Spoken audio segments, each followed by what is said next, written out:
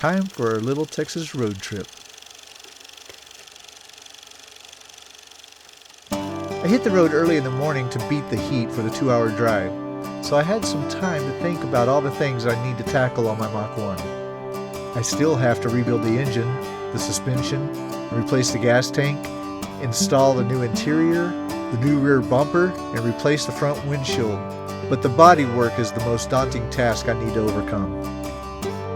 I wanted some inspiration, so I decided to go visit Blue Oval Car Barn, which houses an incredible collection of Mustangs in the biggest little town in Texas, Mineral Wells.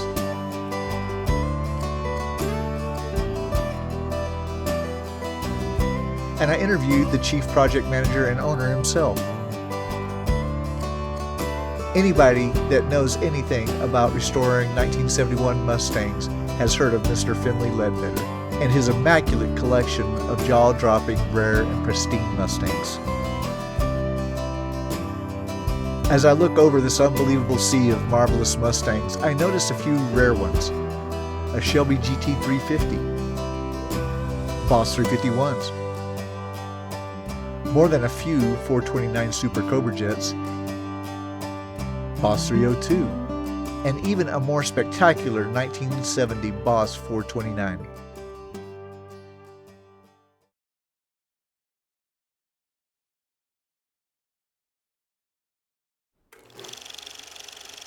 As I sat down for the interview, I had many questions, but one of the main questions that kept running through my head was, why?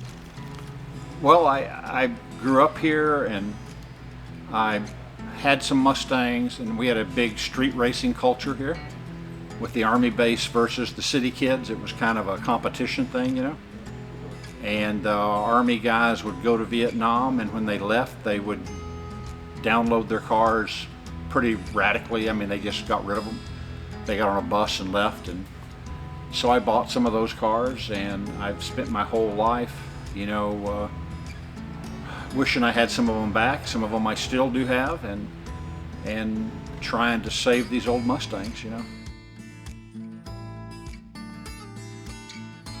In the 70s, when you bought these cars, you took a lot of the parts, the air cleaner, the valve covers, the intake manifold, the carburetor, the distributor, the exhaust manifold, the cam, the springs, the coil, threw it away. And you put all aftermarket stuff on the car, and you slowed it down by about 1/10 of a second. Then you, over time, figured out what worked and eventually built a slightly faster car. But in doing that, all these original parts disappeared. And I only work with the top performance models in 71, the Boss and the Super Cobra jet cars. Consequently, most of those cars, those parts are missing.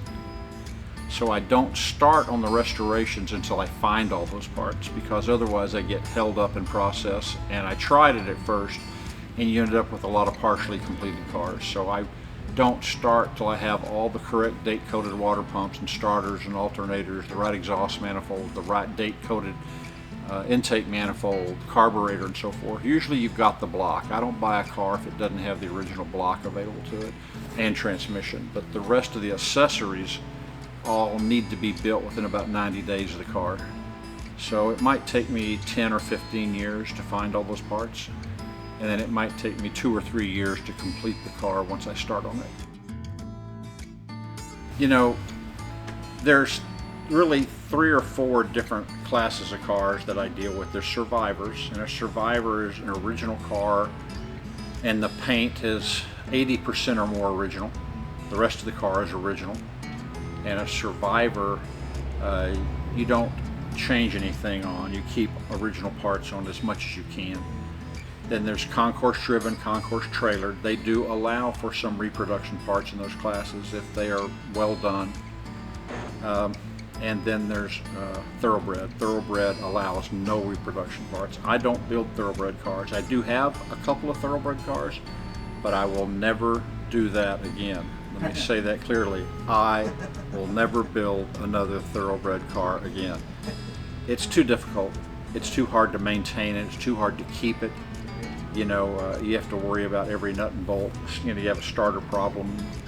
You know, any problem is a problem with a thoroughbred car. It's a fantastic hobby.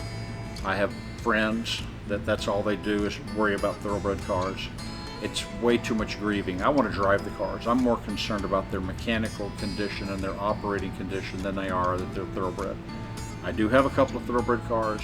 It's a fun thing to do, but I'll never do it again. So when we get involved in the process, if we have to put a reproduction part on, we will, but then we'll continue to look for the correct part, and then we'll change it when we find it. And there are some parts that just do not exist. I keep hearing the term numbers matching, so I asked Finley, what exactly does number matching mean? Well, what numbers matching means, that's an ambiguous term to everyone, because some cars there are no numbers on the engines, okay? The 71 is my primary emphasis, so I'll explain to you how it works with the 71 Ford Mustang. There is a matching VIN number stamped into the back of the block. There's an assembly date for the engine on the front of the block. There's a VIN number on the transmission. There's a tag on the rear end.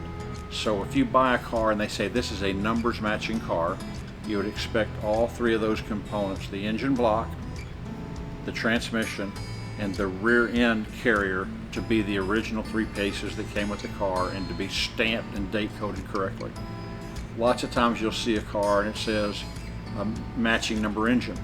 That might mean the transmission is missing or the rear end has been changed out. Or if it says matching numbers car, you expect all three pieces to be matching numbers. Beyond that, there are hundreds of pieces that are date coded on the car, but that's the only three pieces other than the frame. The actual unibody has the VIN number stamped into it, so you would expect the unibody to have the correct VIN number stamped in it. You would expect the block to have the correct VIN number stamped in it and it to be the correct date code, transmission, and rear end. And generally that stuff is built within 90 days of the car. So the engine, transmission, rear end, casting number, casting date would be within about 90 days of the car. The only thing that's stamped into the car is F for Dearborn, and then the 6-number sequence. That's the actual serial number of the car. The first 5 digits in the VIN number actually tell you what model it is, where it was built, what engine is in it. Is it a sports roof, a convertible, a hardtop, or a Mach 1? That's not stamped into the unibody because the same unibody was used in a Mach 1 or a sports roof. Right. So it would say F, and then it would be 6 digits. It would start with either a 1 or a 2, and then it would be 6 digits. I don't have any 73s. I have bought a few in deals in the past, but I've sold them. I don't keep 73s. The body comparts are different. The stamping components are different. The front bumpers are different. There are some things better about them. For instance, in 71 was the first year of the body style, so the power window components in the 71s are terrible. And in 72 and 73 they corrected the problem. Bigger, stronger switches, you know. They improved the model as they went along. Safety standards changed and they had to add some warning lights and some of that sort of stuff. So from 71 to 72 there's some subtle changes, from 72 to 73 there's some subtle changes, but between 71 and 73 they're quite a bit different. They look alike, they drive by, they look alike, but they're substantially different from a performance standpoint, and from the 73 is technologically a better car than 71. I thanked Mr. Ledbetter for the time that he took to show me his impressive collection, and I told him I hope to meet him one day at a local car show with my Mach 1 completely restored. You know, we get out occasionally. We go to a couple of big shows a year. We kind of stopped going to the local shows, but hopefully when I retire from my job, I'll spend more time at the local shows. Hope to see you there.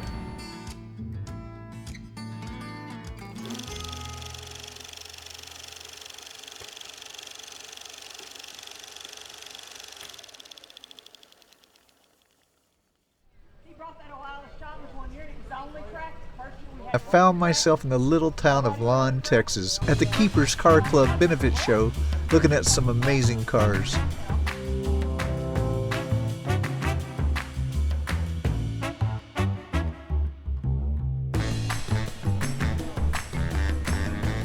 Some of them are survivors.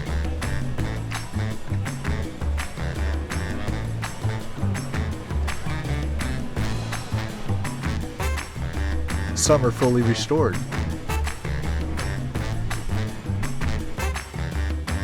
Some are resto mods, and some are full-blown custom cars.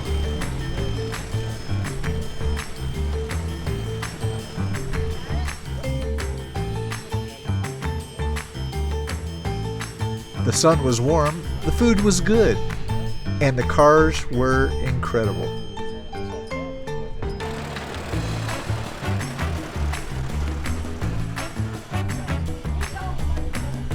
You never know what you're going to see. The City of Long Car Show sets up right on Main Street between the post office and the fire department.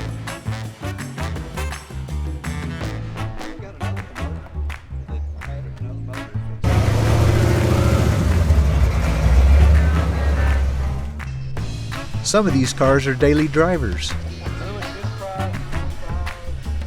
Cars lined both sides of the roads, and everybody was happy to see them.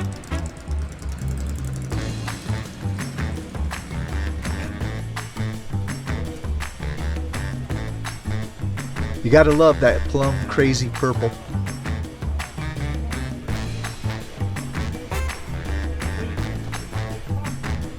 What a beautiful GTO.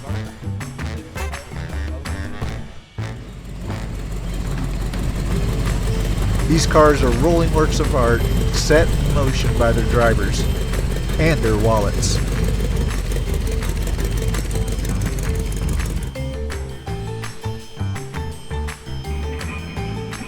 And in my book, it doesn't get much better than this.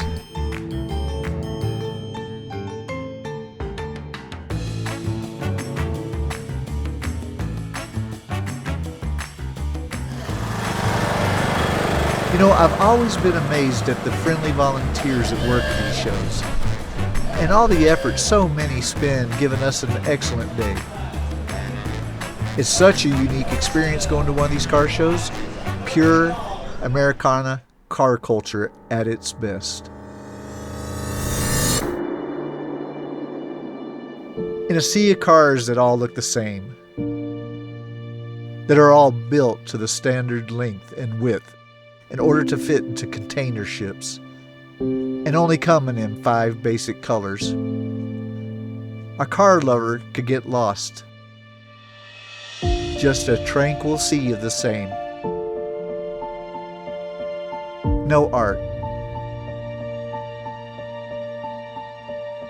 No flair. No personality.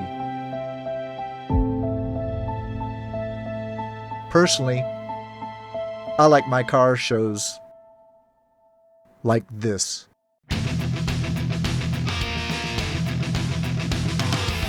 A little loud, a little obnoxious, very colorful,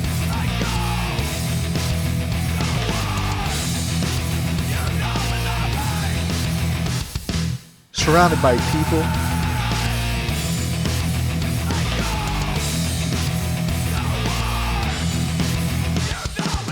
and a lot of fun.